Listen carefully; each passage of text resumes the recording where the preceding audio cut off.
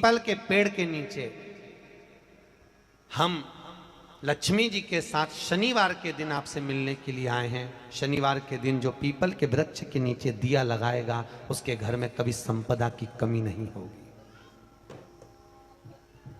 सारे दिन पीपल के वृक्ष के नीचे हमारा निवास होगा।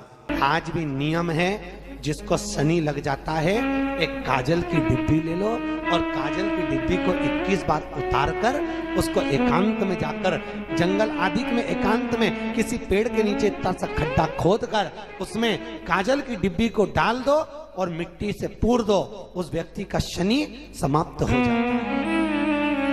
काशी विश्वनाथ का नाम लेकर काजल की डिब्बी को 21 बार उतार कर अगर काशी विश्वनाथ का नाम लेकर शनि वाले व्यक्ति को अगर पेड़ के नीचे दबा दे, शनि समाप्त। शनि उसको शनिवार के दिन जो पीपल के वृक्ष में सरसों के तेल का दीप लगाता है उसको शनि कभी परेशान नहीं करता। एक बात हमेशा ध्यान रखिएगा, मान लो अगर कोई भारी रोग ऐसा शनि महाराज के कारण हो गया हो, अच्छे काम करते करते उल्टे हो रहे हैं, होते हैं किसी किसी के साथ में, विपरीत परिस्थितियां आ जाती है, अच्छा करने जाओ बुरा हो जाता है, अच्छा कर्म करने जाओ बुरा हो जाता है। तो पीपल के वृक्ष की जो छाल होती है, छाल देखिए, पीपल के वृक्ष में जो छाल लगी होती है उस छाल को घिसकर चंदन बनाकर भगवान शंकर का स्नान कराकर अभिषेक कराकर पूजन कराने के बाद हमें पिपलेश्वर महादेव का नाम लेकर, कौन से महादेव? पिपलेश्वर महादेव का नाम लेकर वो जो घिसी हुई छाल होती है उस छाल का तिलक भगवान शंकर को लगा लो और उसी का थोड़ा सा भाग अपने कंठ पर मस्तक पर लगाना प्रारंभ कर दो। धीरे धीरे जो विपरीत दशा है वो सुधरना प्रारंभ हो जाती है। पर नाम याद रखना, पिपलेश्वर, जम के बोलिए पिपलेश्वर महादेव। एक देवता ऐसे हैं जिन्होंने दूसरे का हिस्सा खाने का प्रयास करा था और आज भी उस देवता से दुनिया डरती है। और उन्होंने दूसरे का हिस्सा खाने का प्रयास करा था तो शंकर भगवान ने उसको भी नहीं छोड़ा। कौन से देवता? वो बाल्टी में हर शनिवार को आते हैं आपके यहाँ। कौन से? शनि देव। उनने क्या करा था? भगवान सूर्य नारायण ने अपने सारे पुत्रों को देखा, सारे पुत्रों,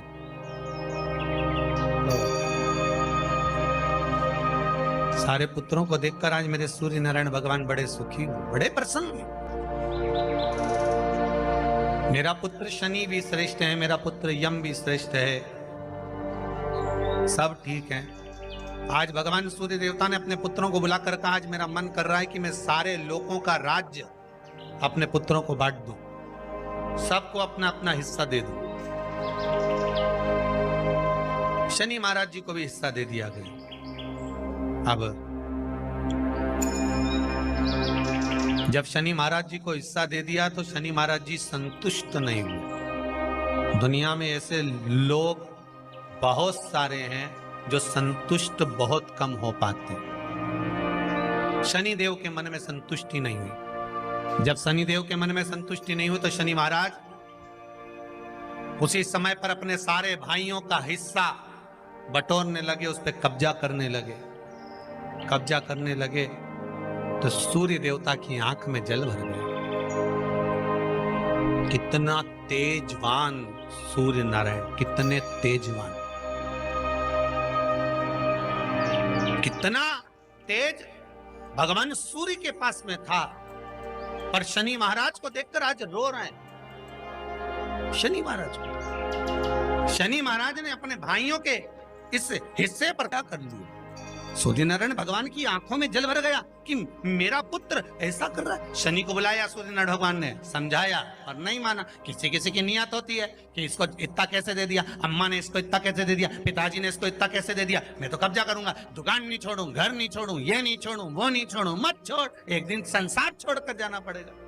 तब कहीं जमीन जायदाद छाती पे बांध के ले जाएगा। नहीं माने तो सूर्य देवता ने अपने गणों को भेज दिया, जाओ जरा शनि महाराज को जरा हटाओ वहां से। शनि महाराज को गुस्सा आया और शनि महाराज ने उन सारे गणों को नष्ट कर दिया। सूर्य नारायण रो रहा है। भगवान शंकर की पंचायत में सूर्य देव भी हैं, मतलब शंकर भगवान के मित्रों की गणना में सूर्य आते हैं। भगवान विष्णु, सूर्य नारायण, शंकर भगवान, माँ दुर्गा, गणेश जी, ये पंचायत है ना शंकर की, शिव पंचायत। शिव परिवार में कार्तिकेय, गणेश जी, पार्वती जी, शंकर जी, नंदी, ये शिव परिवार। पंचायत में सूर्य देवता है। सूर्य नारायण को रोता हुआ देखकर भगवान शंकर को बड़ा दुख हुआ। शिव जी ने पूछ लिया, क्या बात है, आप रो रहे हो? नारायण क्या हो गया? मेरा बेटा मानने को तैयार नहीं है। आप चिंता मत करो, अभी देखता हूं मैं जाकर। और भगवान शंकर ने जाकर तुरंत सूर्य नारायण भगवान के कहने पर शनि देव को जाकर समझाया। इतने में तो शनि देव आग बबूला हो गए। आग बबूला होकर शनि देव ने कहा, ए शिव, आप मुझे जानते नहीं हो? शंकर भगवान ने कहा, क्या जानना है ये बताओ, क्या जानना है ये बताओ। शनि देव कहते हैं, आप मेरी दृष्टि को नहीं जानते। शंकर भगवान ने कहा, तू भी नहीं जानता कि तेरी दृष्टि खराब कैसे हुई। तेरी दृष्टि को श्राप किसका लगा है तुझे नहीं मालूम क्या? शंकर भगवान ने जब समझाना चालू करा कि देख शनि देव, तुम तो कह रहे हो, तुम तो बोल रहे हो कि मेरी दृष्टि नहीं जानते। हम जानते हैं आपकी दृष्टि, मना नहीं है, जाना, पर आप नहीं जानते क्या? शिव जी जानते हैं। शिव जी ने कहा, मैं सब जानता हूं। आपका विवाह करा सूर्य देवता ने, आपकी पत्नी घर में आ गई, आप अपनी पत्नी को देखते तक नहीं थे, इसलिए आपकी धर्म पत्नी ने आपको श्राप दिया कि जिस पति ने मुझ पर दृष्टि नहीं डाली, मेरे वो पति की दृष्टि कुदृष्टि हो जाए, जिस पे डालेगा वो बर्बाद हो जाए। शनि महाराज ने कहा, आप मेरी पत्नी की याद मत दिलाओ। शंकर भगवान बोले, ए शनि, फिर समझा रहा हूं, हिस्सा छोड़ेगा कि नहीं छोड़ेगा? शनि बोले, नहीं छोड़ूंगा। शंकर भगवान ने उठाया, पीपल के पेड़ के नीचे ले गए और पीपल के पेड़ के नीचे शनि महाराज को उल्टा लटका दिया। 19 साल तक शनि महाराज को पीपल के पेड़ के नीचे शंकर जी ने लटका के रखा। अब बोल, 19 वर्ष तक शनि महाराज पीपल के वृक्ष में, पीपल की जड़ पर बंधे रहे, बोले ही नहीं, शिव टंगे रहे। अब दूसरे का हिस्सा खाने वाले को जब शनि महाराज जैसे के लटका दिया भोलानाथ ने, तो तुम कहीं लगो रे लाइन में? मेरा विचार तो करो। 19 वर्ष तक शनि महाराज लटके रहे, तब 19 वर्ष नेत्र बंद कर कर शनि महाराज ने शंकर की आराधना करी कि दुनिया में कोई ऐसा नहीं जो मुझे उल्टा लटका दे, केवल एक ये ही है जिनने मुझे लटकाया है। तो 19 वर्ष तक तप करा तो शंकर जी प्रसन्न हो गए। धरनी को हटाकर पार्वती को लाए, साथ में आशीर्वाद दिया, शनि महाराज को खोला। वर मांगो, तुम्हें क्या चाहिए, मांगो तुम्हें क्या चाहिए।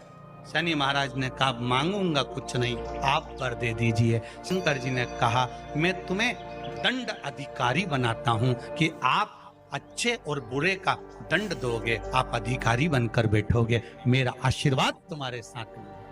दंड अधिकारी।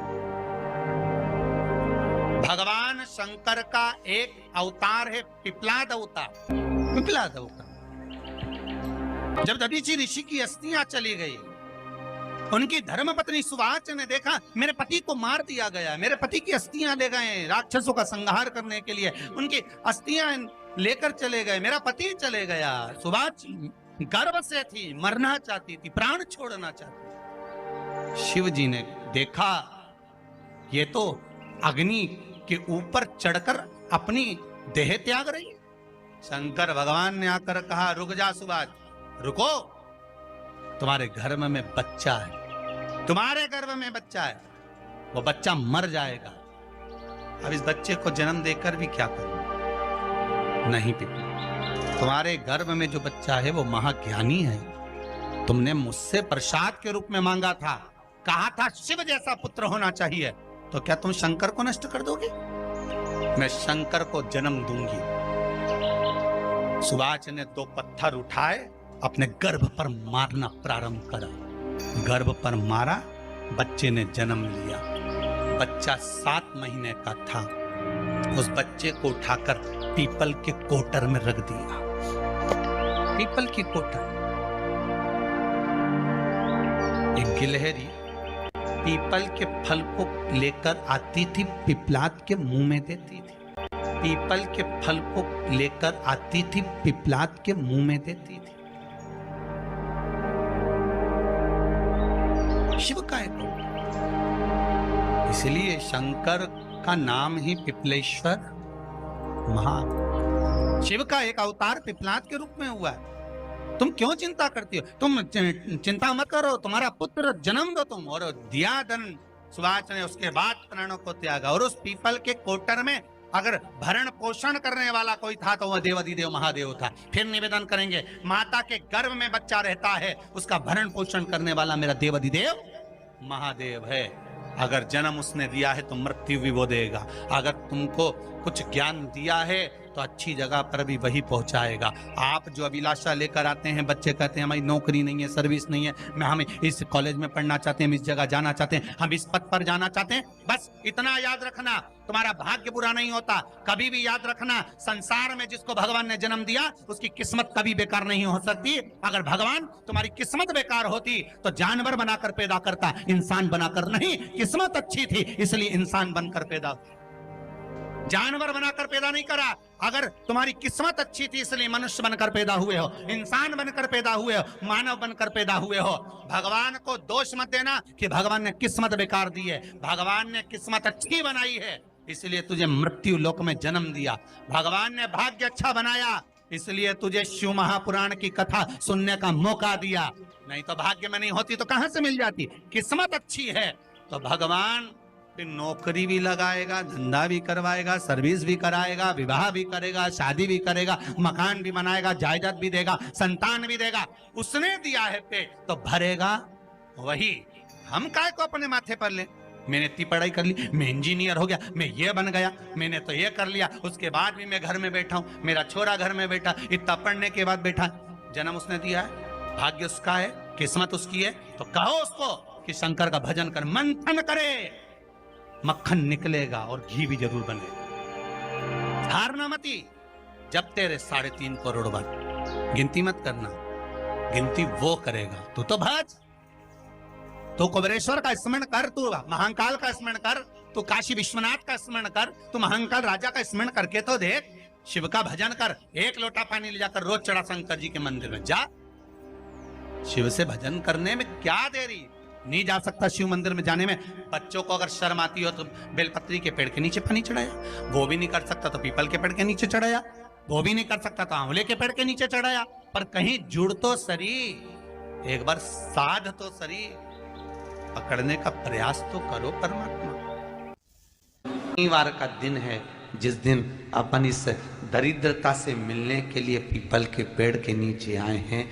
हिंदू धर्म में ये दिन पीपल के वृक्ष के लिए पूजनीय होगा। जो भी शनिवार के दिन पीपल के वृक्ष की पूजन करेगा, दूध चढ़ाएगा या मिष्ठान का भोग लगाएगा, लक्ष्मी और नारायण उसके घर में प्रवेश कर जाएगा। लक्ष्मी और नारायण उसके घर में प्रवेश करेगा, इसलिए नियम बनाया। कौन से दिन का? शनिवार। लक्ष्मी जी बोली, नारायण आपने तो 1 दिन का वार लिख दिया। शंकर जी ने 7 वार बनाए हैं, रविवार, सोमवार, मंगल, बुध, गुरु, शुक्र और शनि। ये शिव जी ने बनाया। अब 1 दिन आपने अपना बना लिया, बाकी के दिन अगर कोई इस पीपल के वृक्ष के नीचे आएगा और यहाँ तो दरिद्रता बैठी है तो उसका क्या होगा? भगवान नारायण बोले, सुन दरिद्रता, तेरे से एक विनती है, अगर कोई भी मनुष्य इस पीपल के पेड़ के नीचे अगर 7 दिन में आता है और उसके हाथ में अगर कोई सामग्री होती है तो तू उसके घर में प्रवेश नहीं करेगी। नियम है पीपल के वृक्ष का, या तो पानी का लोटा लेकर जाओ, कुंकू का चोपड़ा लेकर जाओ, शक्कर लेकर जाओ, या पेड़ के नीचे चींटी को डालने के लिए आटा ले जाओ, पर खाली हाथ पीपल के वृक्ष के नीचे कभी मत जाओ, कभी नहीं जाओ। खाली हाथ जाओगे तो दरिद्रता तुम्हारे घर में प्रवेश करेगी। दरिद्रता उठकर खड़ी होकर बोली, नारायण तुमने अपनी मनमानी करी है, एक दिन मुझे भी मेरा चाहिए। भगवान ने कहा, बोल कौन सा दिन चाहिए। दरिद्रता कहती है, रविवार के दिन इस पीपल के वृक्ष के नीचे मैं दिन भर नृत्य करूं, इसमें रहूं, और जो यहां आए रविवार को मैं उसके घर में प्रवेश करूं। भगवान ने कहा, ठीक है दरिद्रता, रविवार का दिन एक ऐसा दिन रहेगा जिस दिन तू इस पीपल के वृक्ष के नीचे नृत्य करेगी, और जो आएगा इस पीपल के वृक्ष के नीचे तो उसके साथ प्रवेश करेगी। मैंने तुझे वर दिया। इसलिए हमारे यहाँ केवल पीपल का वृक्ष अगर दीवार में भी लग जाता है ना, किसी की फैक्ट्री की दीवार में, किसी के घर की दीवार में पीपल का वृक्ष अगर लग जाता है, पीपल का पौधा लग जाता है, उसको कितना भी तोड़ लो वो वापिस लग जाएगा। फिर तोड़ोगे फिर लग जाएगा।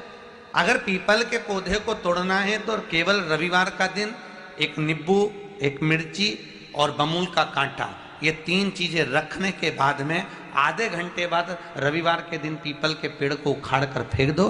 दूसरी बार कभी पीपल दीवार में लगता ही नहीं, कभी नहीं लग सकता। बार कभी पीपल दीवार में लगता ही नहीं, कभी नहीं लग सकता। केवल एक रविवार का, केवल एक संडे, इतवार का।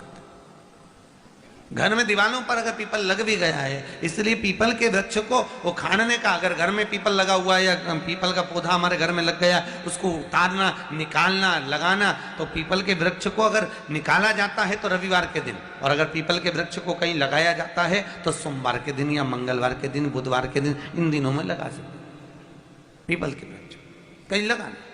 शनिवार का दिन एक ऐसा दिन होता है जिस दिन पीपल के वृक्ष को कहीं जाकर लगाया नहीं जाता, क्योंकि शनिवार के दिन पीपल के वृक्ष के नीचे लक्ष्मी रहती है। हम अपने हाथों से अगर पीपल का वृक्ष किसी दूसरी जगह पर शनिवार को रोपित करते हैं तो हमारे घर की लक्ष्मी अपने घर से छिन्न होकर चली जाती है।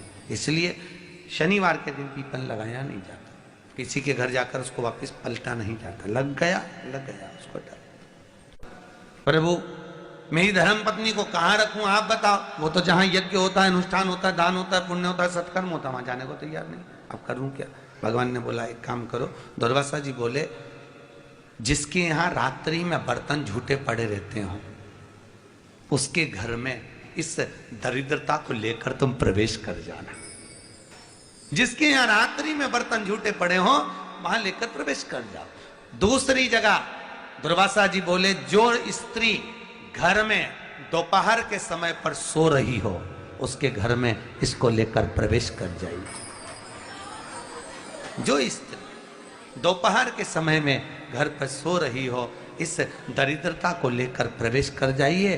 तीसरा, जिसके यहाँ पर दरवाजे पर कांटे वाले पौधे लगे हों उस घर में इस दरिद्रता को लेकर प्रवेश कर जाइए।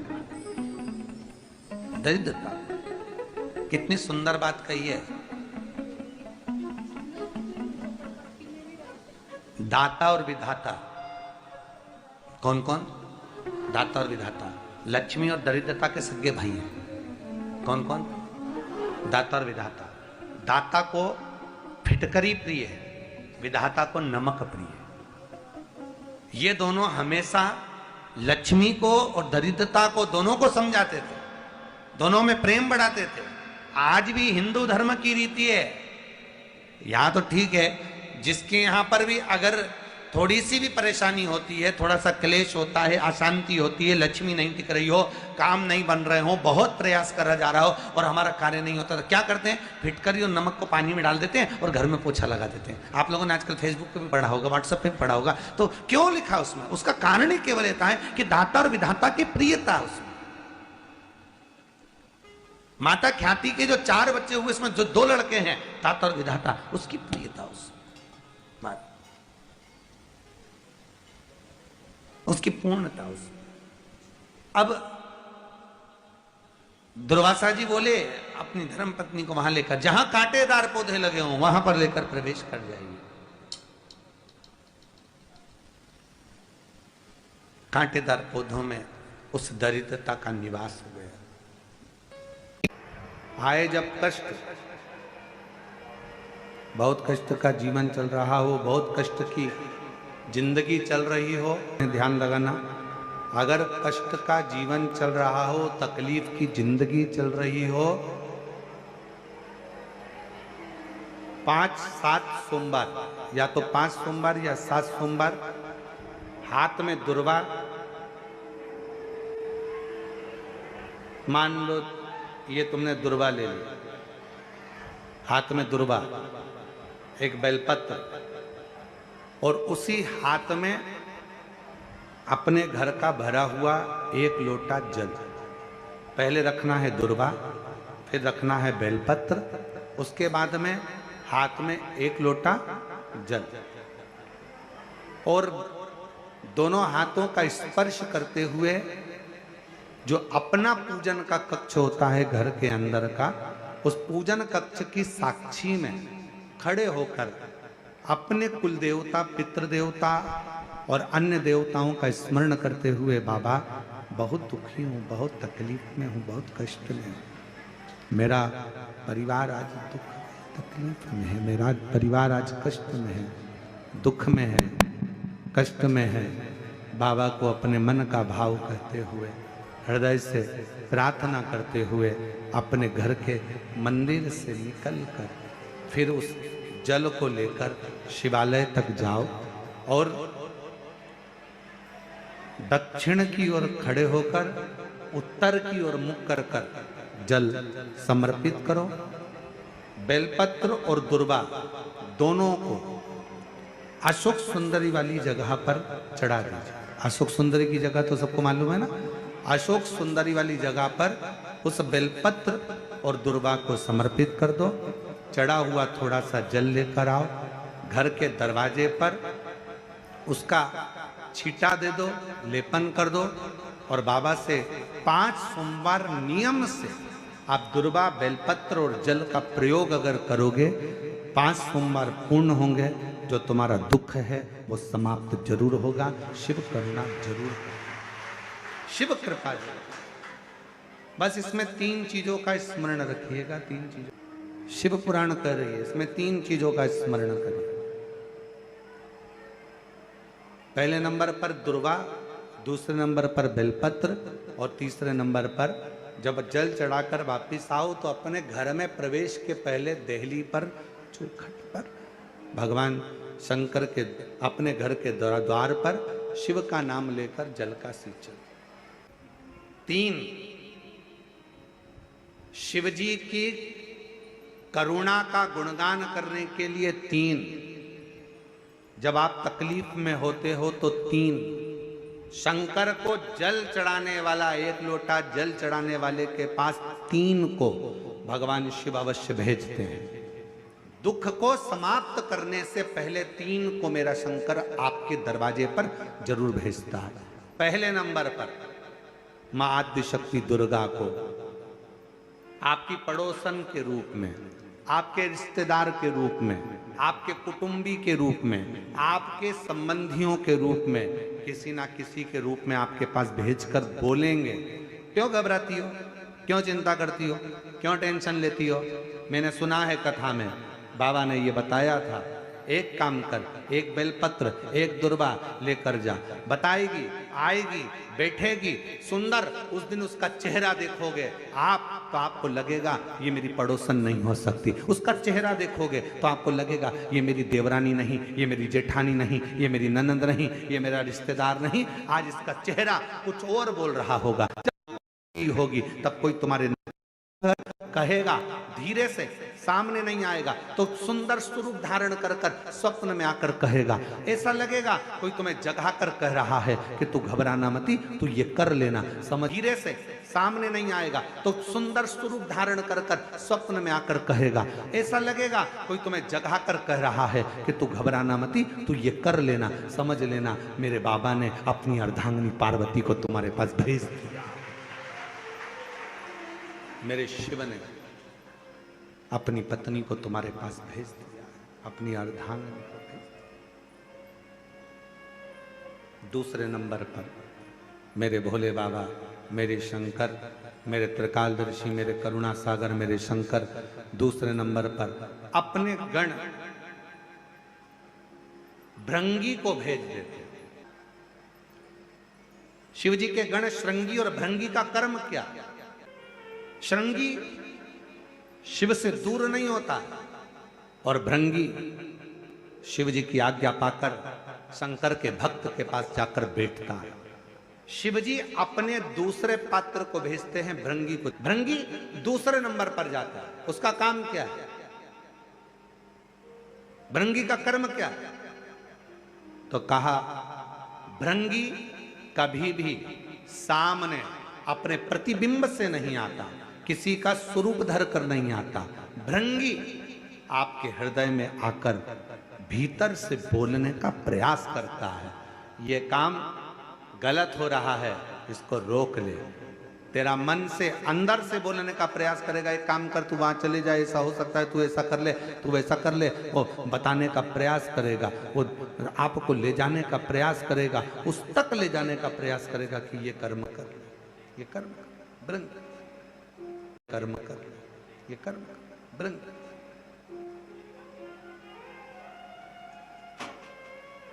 दूसरे नंबर पर भृंगी आपके मन की वाणी को शिव तक पहुंचाने का प्रयास करेगा। और तीसरे नंबर पर भगवान शंकर अपने भक्त का दुख हरने से पहले तीसरे नंबर पर भेज देते हैं अपने नंदीश्वर को, अपने नंदी गण को। मेरे शिव भेजते हैं। नंदी का काम क्या है? जैसे ही नंदी आता है, कोई व्यक्ति के रूप में, किसी रूप में, किसी फोन के रूप में, किसी कॉल के रूप में, किसी पत्र के रूप में, किसी मैसेज के रूप में, जब नंदी तुम्हारे घर में प्रवेश करता है तब वो तुम्हारे रास्ते को क्लीन कर देता है, रास्ते को साफ कर देता है, उसको मार्ग को प्रशस्त कर देता है। आप दिल से उससे कहो, जहां तार ना जुड़े। कोई कई जगह कहे ना, अभी हमने कहा कि हमारे बच्चे कहे यहाँ पर सिग्नल मिल रहा है, कोई कहे वहां सिग्नल मिल रहा है। अगर सारी दुनिया से हार गए तो फिर एक जगह पर जाकर सिग्नल मिलाना। एक बार शिव महापुराण की कथा में पहुंचकर बाबा देवाधिदेव महादेव से अपने मन की बात कहकर कभी योग बन जाए तो उस कथा में आसन बिछाकर जमीन पर अपना आसन डालकर ये नहीं सोचना कि मैं वीआईपी कितनी हूं, मुझे कहां बैठना चाहिए, कहां रहना चाहिए। एक बार उस पवित्र प्रांगण में जहां बाबा की कथा हो रही हो, जहां बाबा कुबेर भंडारी का आनंदमय कथा कर तत्व ग्रहण करने को मिल जाए, वहीं पर रात्रि विश्राम कर कर बाबा से अपने दिल की बात कहकर अपने मन की बात जरूर कहना। ये निश्चित है मेरे बाबा से तुम्हारा सिग्नल जरूर मिलेगा और शिव आपकी बात को स्वीकार जरूर करेगा, शिव सुनेगा। भगवान देवाधिदेव महादेव को जल चढ़ाते हैं, उसके 5 अलग अलग तरीके हैं। बहुत सावधानी से सुनना कथा, आपकी और हमारी जिंदगी की सार्थकता को सिद्ध करने वाली कथा। आज पंजाब की इस पवित्र भूमि पर अगर ये प्रसंग निकला है तो इसको आप अगर सुनेंगे तो आपका जीवन सार्थक होगा। शिव जी को 5 तरह से जल चढ़ाने का तरीका है। जैसे पंचामृत होता है, दूध, दही, शहद, घी, शक्कर, ये सब पंचामृत के अंतर्गत आते हैं, उसी तरह शंकर जी को 5 तरह से जल चढ़ाने का क्रम वर्णित किया गया। अब उसको समझेंगे, बहुत सावधानी से समझिएगा। पहला, जल लेकर आए, सीधे डायरेक्ट शंकर भगवान के शिवलिंग पर चढ़ा दिया। ये प्रथम जल का चढ़ाने का तरीका। दूसरा, जहां से पानी बहकर जाता है, जहां से जल बहकर जा रहा है, उसके ठीक विपरीत जल उत्तर में जा रहा है, आप दक्षिण में खड़े होंगे और दक्षिण में खड़े होकर उत्तर की ओर मुख करेंगे और शिव जी को जल समर्पित करेंगे। ये रोग मुक्ति करने वाला है और हमारे रोग पर हमें विजय प्रदान करने वाला। ये जल चढ़ाने का तरीका। एक सीधे मंदिर में गए, लोटा भरकर जल उठाया, शिव जी को चढ़ा दिया। दूसरा जल, जहां से पानी बहता है, शिव जी का चढ़ा हुआ जल जहां से बहकर जाता है, उसके ठीक विपरीत में शिव जी का जल इधर जा रहा है तो तुम यहां खड़े हो, तुम यहां बैठो, यहां मत बैठना, यहां मत बैठना, इधर बैठो। अगर रोग का निवारण है तो यहां बैठकर। तीसरा, अशोक सुंदरी से जल चढ़ाते चढ़ाते शिवलिंग तक लेकर जाना और शंकर भगवान के शिवलिंग पर पूर्ण जल समर्पित करना। यह तीसरा तरीका। यह कार्य की सिद्धता के लिए। हम जब किसी से आस ना लगाकर परमात्मा से विनती करते हैं तो वो विनती करने का तरीका। तीसरा। चौथा, शिव जी पे चढ़ा हुआ जल 5 जगह पर समर्पित करना। गणेश जी, कार्तिकेय, अशोक सुंदरी, शिवलिंग और जलाधारी। ये चौथा क्रम है। जब जिस नारी का, जैसे मेरा नाम मोनिका है, मेरे पति का नाम संजय सिंह है, मैं दिल्ली स्वरूप नगर के निवासी हूँ, मेरा फ़ोन नंबर ये है। कहीं बैठी हैं? मैं बाबू को लाए हैं क्या? नहीं लाए? ठीक है, मैं प्रणाम करने के लिए लाई हूँ। गुरुदेव, बाबा बाबा है। बैठी है बहन। शिव तत्व है। एक जल चढ़ाने का तरीका, शिव जी को हम जो जल चढ़ाते हैं उसका एक तरीका भी हमारी जिंदगी में अगर हमने उसको स्मरण में रख लिया तो हमारी कार्य की सिद्धता को सिद्ध कर देता है, हमें सफलता की ओर लेकर चले जाता है। सीधे जल चढ़ाना, दक्षिण में बैठकर उत्तर की ओर मुख कर कर जल चढ़ाना, अशोक सुंदरी से लेकर शिवलिंग तक जल चढ़ाना, 5 स्थान पर गणेश, कार्तिकेय, अशोक सुंदरी, जलाधारी, शिवलिंग पर जल चढ़ाना 5 स्थान पर। ये चौथे नंबर का। और 5वां जल समर्पित करना।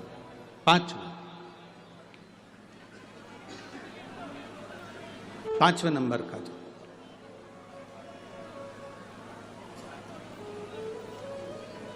शिव जी को 5म नंबर का जो जल आता है, जो जलाधारी है, ऊपर जिसमें पानी भरा रहता है और नीचे एक एक बूंद टपकता रहता है, जलाधारी में जल समर्पित कर कर उसी जल को बचाकर अशोक सुंदरी वाली जगह पर थोड़ा सा चढ़ाकर उसी में से जल शिवलिंग पर जब हम समर्पित करते हैं तो हम जिस कार्य के लिए जा रहे हैं वो कार्य